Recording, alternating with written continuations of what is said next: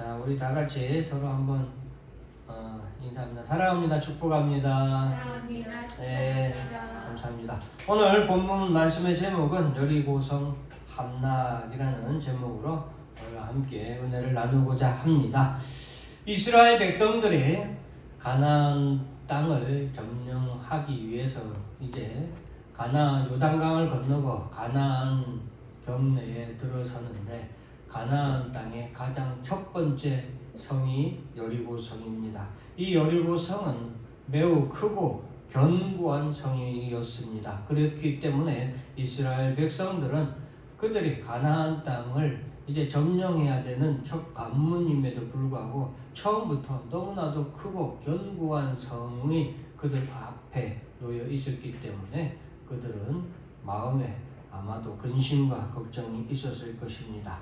그런데 하나님께서는 이 여리고 성을 점령하는 데 있어서 하나님의 아주 우리가 볼 때는 하나님의 아주 특별한 독특한 방식으로 이 여리고 성을 공략하도록 하나님께서는 말씀하십니다. 어떤 사람도 하나님께서 이 여리고 성을 이렇게 공격하라고 하실 것은 생각하지도 못했을 것입니다. 그 방식이란 것이 바로 이스라엘 백성들이 여리고성을 매일 한 번씩 도는 것을 통하여서 하나님께서는 이 여리고성을 공략하게 하셨습니다. 자, 이스라엘 백성들과 그리고 제사장들 그리고 군사들과 그리고 하나님의 언약궤가 매일 한 번씩 여리고성을 돌게 했습니다. 맨 앞에는 무장한 군사들이 맨 앞에 서고 제사장 앞에서 그들은 가장 먼저 앞서서 나아갑니다. 그리고 그 군사들 뒤로는 제사장 7이 각각 손에 양강나팔을 들고서 언약궤를 앞에 서며 그 제사장 7이 하나님의 언약궤 앞에 서서 양강나팔을 불면서 행진을 하게 됩니다. 그리고 이제 이 제사장 뒤에는 하나님의 언약궤가 서게 되고 하나님의 언약궤 뒤에는 백성들이 뒤따르게 됩니다. 이 행진 순서대로 군사들과 제사장들 그리고 하나님의 언약궤 그리고 이스라엘 백성들이 여리고성을 매일 한 바퀴 돌고 자기 진영으로 돌아옵니다. 이때 주의할 사항은 백성들 그리고 그 진내에 있는 모든 사람들이 너희는 외치지 말며 너희 음성을 들리게 하지 말며 너희 입에서 아무 말도 입 밖으로 내지 말라는 것입니다. 이렇게 여리고성을 매일매일 한 바퀴 도는데 6일 동안을 그렇게 했습니다. 그리고 마지막 7째 날에는 그 여리고성을 7번을 돌라고 말씀하십니다. 7번을 도는데 제사장들 나팔을 길게 불어라. 7번 도니까 나팔을 몇 번 불게 돼요? 7번을 불게 되죠. 그리고 이 제사장이 7번째 돌고서 7번째 양강나팔을 크게 불 때에 백성들은 나팔 소리가 이 양강나팔 소리가 크게 들릴 때에 너희가 큰 소리로 외쳐 부르라.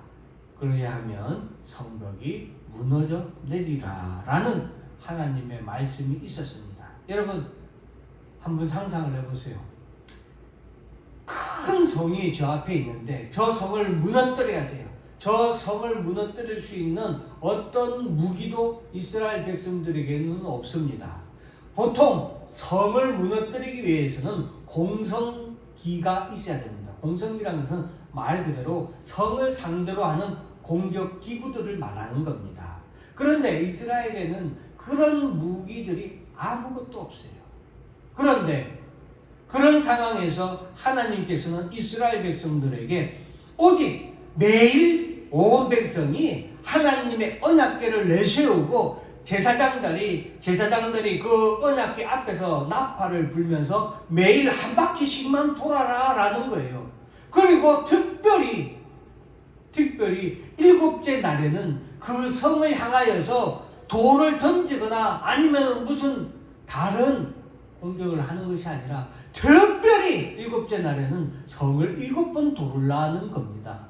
그리고 7번 돌고 나서 여호수아가 지시할 때에 온 백성들은 나팔 소리가 마지막 7번째 나팔 소리가 불릴 때에 여호수아가 지시하면 그때 큰 소리로 다 같이 함성을 지르라라는 것이 바로 하나님의 전략이고 전술이었던 겁니다. 여러분, 황당할까요? 황당하지 않을까요? 얼마나 황당했겠습니까? 심지어는 여리고 성에 있는 사람들도 그 여리고 성을 매일 한 바퀴 도는 이스라엘 백성들을 아마 비웃었을 것입니다.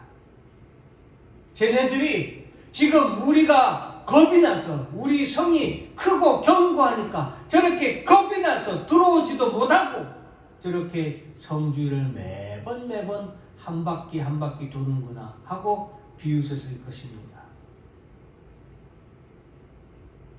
마음속에 하나님의 전략과 전술에 어쩌면 약간 불만이 있는 사람도 있었을 것입니다. 그러나 하나님께서는 아무 소리 하지 마라.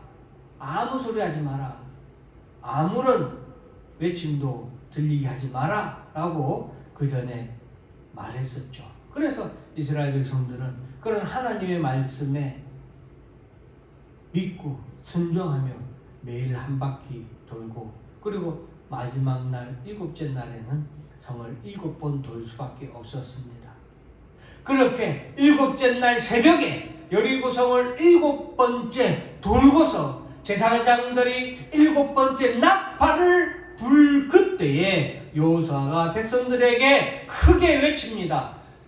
너희 백성들아, 이스라엘 백성들아, 외치라! 여호와께서 너희에게 이 성을 주셨느니라 라고 말합니다. 그때 이스라엘 백성들이 큰 함성으로 외칩니다. 그런데 이스라엘 백성들이 큰 함성으로 외칠 때에 놀라운 일이 발생합니다. 그것은 그 크고 그 견고한 여리고 성이 무너져 내리기 시작하는 겁니다.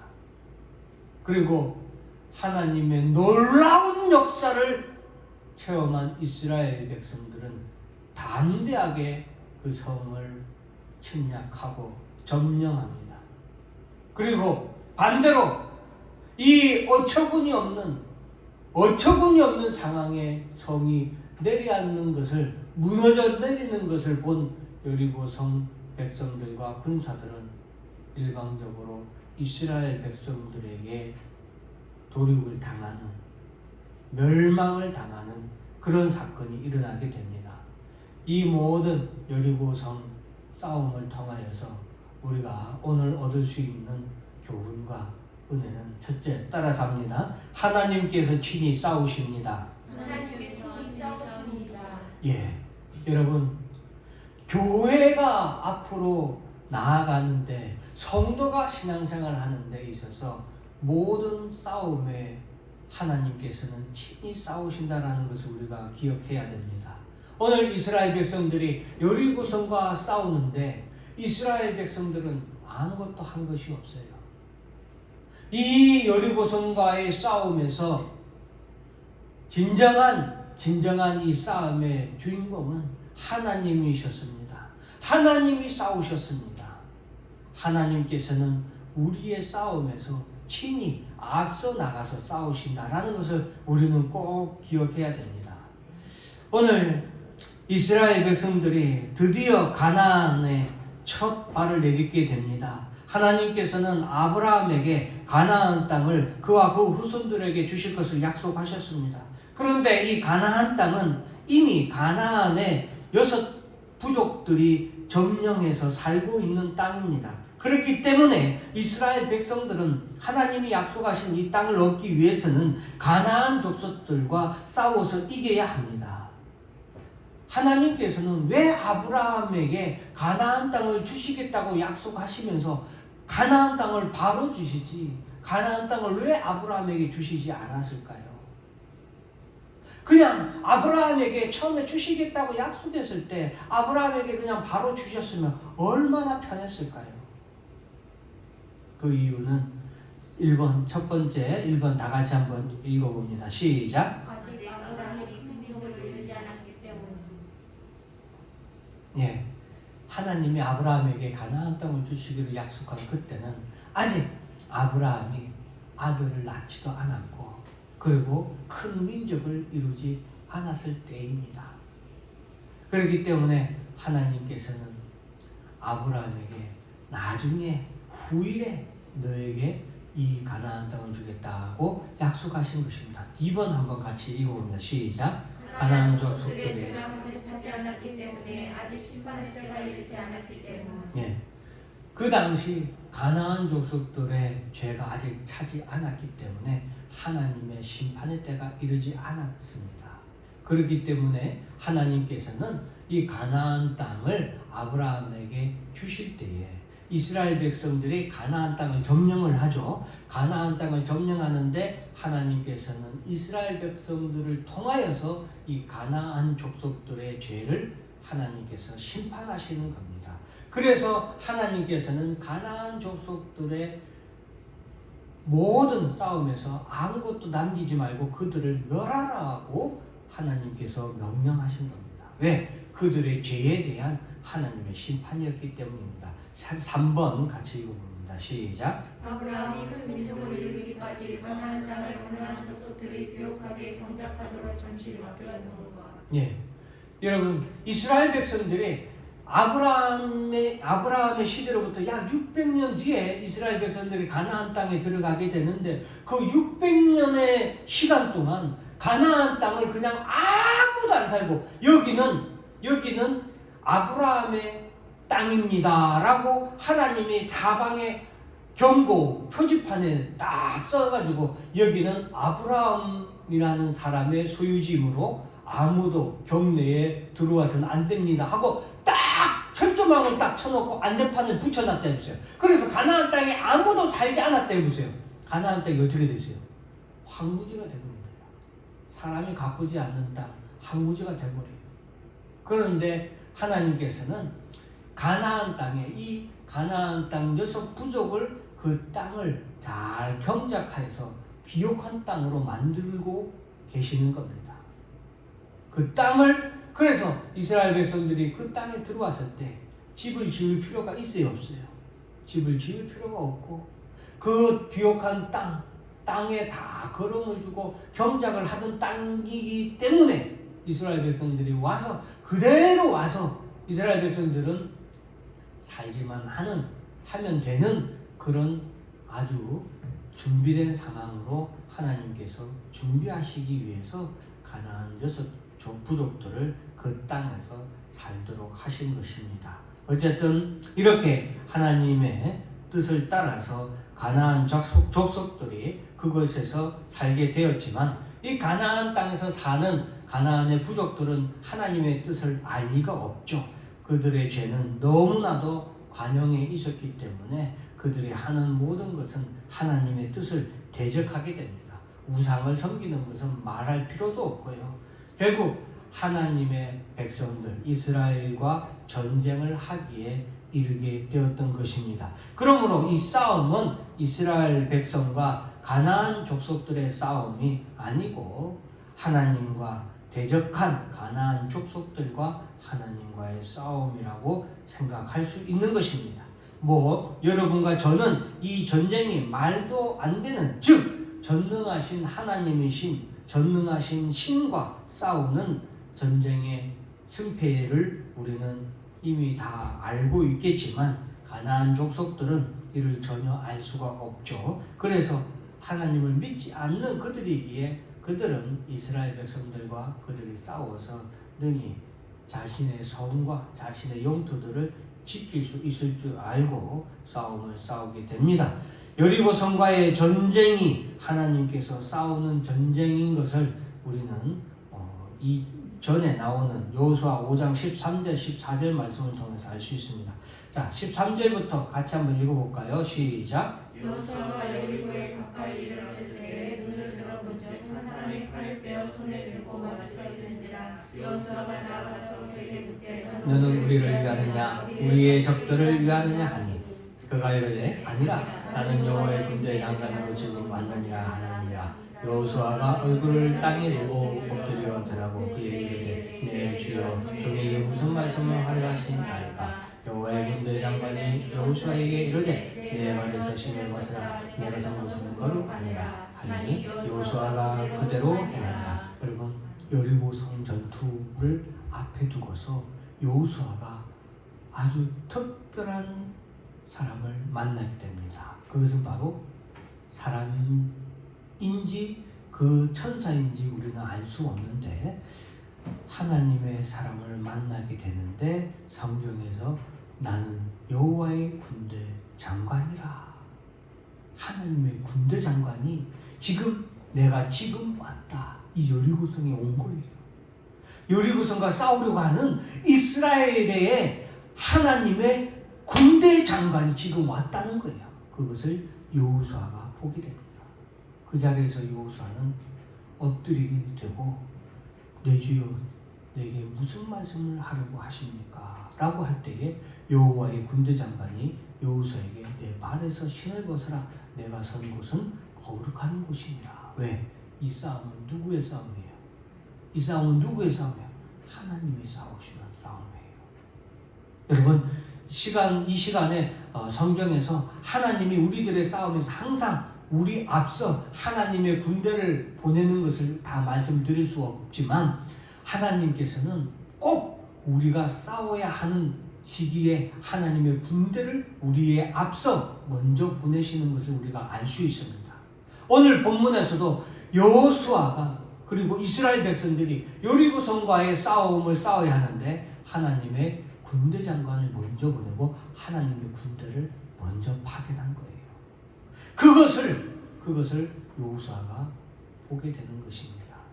사랑하는 성도 여러분, 하나님께서 먼저 우리 앞서 싸우신다라는 것을 꼭 기억하시길 바랍니다. 두 번째로는 오늘 여리고성의 싸움은 하나님의 방법으로 싸워야 되었다라는 것입니다. 2번 다 같이 있습니다. 시작. 하나님의 방법으로 싸우라. 네, 하나님의 방법으로 싸우라. 하나님의 전투 방식으로 싸우라는 것입니다. 그럼 하나님의 전투 방식은 무엇입니까? 같이 한번 있습니다. 시작. 하나님의 말씀을 듣고 믿고 순종하는 것, 이것이 승리의 비결입니다. 우리의 힘, 능력, 지혜, 군대의 수, 무기로는 결코 이길 수 없습니다. 여러분, 우리의 힘이나 우리의 능력이나 우리의 지혜나 군대의 수, 무기로는 결코 이길 수 없습니다. 이 다음에 나오는 아이성 전투에서의 싸움은 이스라엘 백성들이 아이성은 여리고성에 비해서 너무나도 작고 형편없는 그런 성이었습니다. 그래서 이스라엘 백성들이 하나님을 의지하지 않고 아유 장군 무슨 말씀을 하십니까? 이 아이성 정도는 우리 군사 2-3천 명이면 충분합니다 하고 이스라엘 백성들이 2-3천 명의 군사로 아이성을 올라갑니다. 하나님을 의지하지도 않고 하나님께 여쭙지도 않고 하나님 이번 아이성에서의 싸움은 우리가 어떻게 싸워야 하겠습니까? 하나님의 말씀을 듣지도 않고 올라갔다가 완전히 박살이 나서 도망납니다. 즉 여러분, 우리의 힘, 우리의 능력, 우리의 군대에서 무기로는 이 성을 결코 이길 수 없습니다. 오직 하나님의 방식으로 싸워야 합니다. 왜냐? 앞에서 첫 번째 말씀드렸듯이 이 싸움은 누구의 싸움이에요? 하나님이 싸우시기 때문입니다. 그럼 하나님의 방식은 무엇입니까? 하나님의 말씀을 듣고 그 하나님의 말씀대로 그 하나님의 말씀을 믿고 순종하는 것, 그것이 바로 하나님의 방식이고 이 하나님의 방식대로 싸울 때에 우리는 모든 싸움에서 승리할 수 있다는 것입니다. 오늘날 교회와 성도들은 모든 싸움에서 이렇게 하나님의 방식으로 싸워야 합니다. 에베소서 6장 12절 같이 한번 읽어볼까요? 시작. 우리의 실험을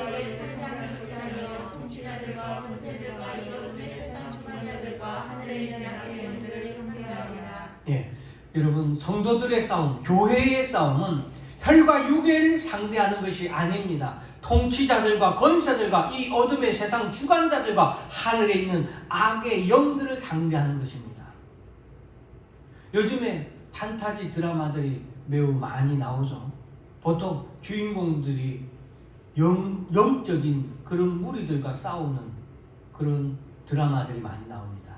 여러분, 일반 사람은 이 영적인 존재들, 귀신들, 악령들, 악귀들, 그리고 사탄 마귀의 무리들과 싸워서 결코 이길 수 없다라는 것입니다. 오직 하나님만이 하나님의 힘으로, 하나님의 능력으로 싸워야 이길 수 있다라는 것을 우리에게 말씀해 주고 있습니다. 자, 그래서 우리는 하나님의 방식으로 싸워야 됩니다. 하나님의 방식은 무엇이었습니까? 하나님의 말씀을 듣고 하나님의 말씀을 믿고 순종하는 것이었습니다. 여러분, 이스라엘 백성들이 여리고성을 하나님의 말씀대로, 그 말씀을 듣고 그 말씀대로 여리고성을 매일매일 한 바퀴 도는 것, 그리고 마지막 날에는 7번을 도는 것, 이것을 통해서 하나님, 누가 이 여리고성이 무너질 줄 생각이나 했겠습니까? 우리는 하나님의 말씀을 듣고 그 방법대로 우리가 믿고 순종함으로 우리 앞에 있는 모든 싸움에서 승리하게 될 줄로 믿으시길 바랍니다. 요한복음 6장 33절 말씀 같이 한번 읽어봅니다. 시작. 이것을 너에게 이르는 것은 너희로 내 안에서 평안을 누리게 하려 합니다. 세상에서는 너희가 환난을 당하나 담대하라. 내가 세상을 이겼노라. 네, 여러분, 예수님께서는 우리에게 세상에서는 너희가 환난을 당하나 담대하라. 내가 세상을 이겼노라 라고 우리에게 말씀해 주셨습니다.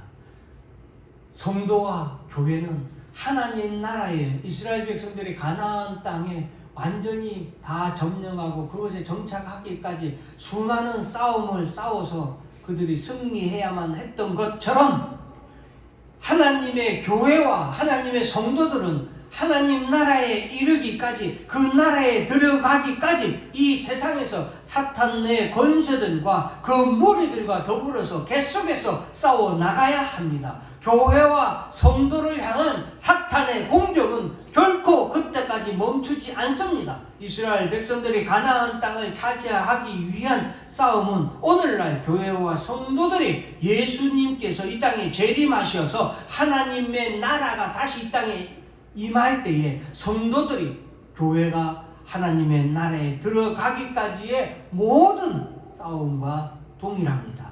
이 싸움에서 교회와 성도들은 여리고성 전투와 같이 하나님이 친히 싸우신다라는 것을 믿고 하나님의 방식으로서 하나님의 말씀을 붙잡고 하나님의 그 말씀을 믿고 의지하며 그 말씀대로 우리가 싸워야 합니다.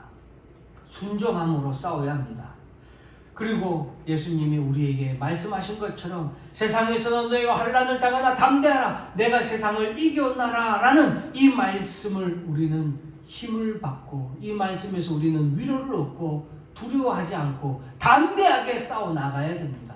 이미 예수님께서는 이 모든 싸움에서 승리하셨다라고 말씀하십니다. 우리 앞에 비록 어떤 싸움이 있을지라도 그 싸움의 결과는 이미 정해져 있다라는 것입니다.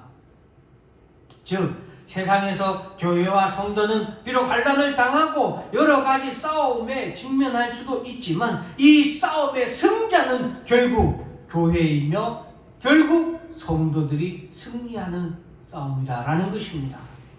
이미 이긴 싸움인데 우리가 무엇을 염려하고 근심하고 걱정해야 되겠습니까? 오직 우리는 하나님의 말씀을 듣고 믿고 순종하는 데에 집중해야 됩니다. 오늘날 교회와 성도들, 여러분, 여러 가지 어려움이 있습니다. 신앙생활 하는데 여러 가지 어려움이 있습니다.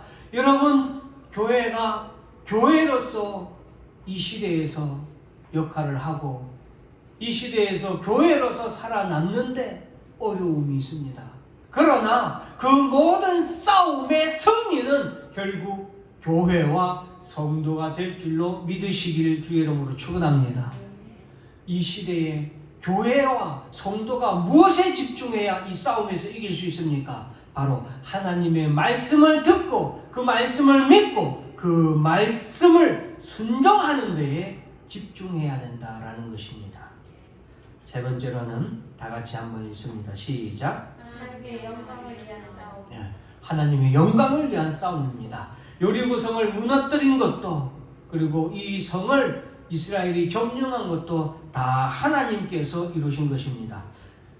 여리고성 전투에서 이스라엘 백성들은 성을 돌며 하나님의 말씀에 순종했을 뿐입니다. 여리고성을 무너뜨린 것도 점령하여 이스라엘이 그 성을 획득한 것도 다 하나님께서 이루신 것입니다. 아브라함과 이삭과 야곱에게 약속하신 말씀을 하나님께서 어떻게 성취해 나가시는가를 오늘 본문의 말씀은 우리에게 보여주십니다. 비록 아브라함도 이삭도 야곱도 모두 죽고 수백 년의 세월이 흘렀지만 영원히 살아계시는 하나님께서는 그 수백 년의 세월이 지난 이 시점에 하나님의 약속한 말씀을 반드시 성취하는 것을 우리에게 보여주고 계십니다. 이를 통해 하나님께서는 하나님의 영광을 나타내시는 것입니다. 여기 하얀 글씨로 쓰여져 있는 부분 같이 한번 읽습니다. 시작. 여리고성을 그 성을 이스라엘이 점령한 것도 하나님께서 이루신 것입니다. 아브라함과 이삭과 야곱이 비록 모두 죽고 수백 년 세월이 흘렀지만 영원히 살아계신 하나님께서는 약속하신 말씀을 어떻게 성취해 나가시는가를 보여주시는 것입니다. 또한 이를 통해 하나님의 영광을 나타내십니다. 그러므로 여러분 이 땅에서의 교회와 성도들이 싸워야 하는 모든 싸움도 하나님께서 친히 싸우시고 교회와 성도로 하여금 반드시 승리하게 하십니다. 왜냐? 이 모든 싸움의 승리는 하나님의 영광을 위한 싸움이기 때문입니다. 뿐만 아니라 예수 그리스도의 재림을 통하여서 모든 믿는 하나님의 백성들이 예수 그리스도를 믿음으로 말미암아 하나님의 나라를 유업으로 얻는 그것까지도 하나님께서는 반드시 이루시고 성취하실 줄 믿으시길 주의 이름으로 축원합니다. 그리고 성도들이 마침내 하나님의 나라를 유업으로 받는 그것까지도 하나님의 영광을 온 천하에 드러내는 하나님의 뜻임을 여러분도 아시길 바랍니다. 성도들이 여러분 죽을 수밖에 없는 죄인이었던 우리들이 예수 그리스도의 십자가의 보혈로 말미암아 하나님 나라에 들어가는 것, 하나님의 나라를 유업으로 받는 것, 그것도 하나님의 영광을 나타내기 위한 하나님의 뜻이라는 것을 우리가 기억해야 됩니다. 그래서 하박국 2장 14절 다 같이 한번 읽습니다. 시작. 이는 물이 바다를 덮음같이 여호와의 영광을 인정하는 것이 세상에 가득함이니라.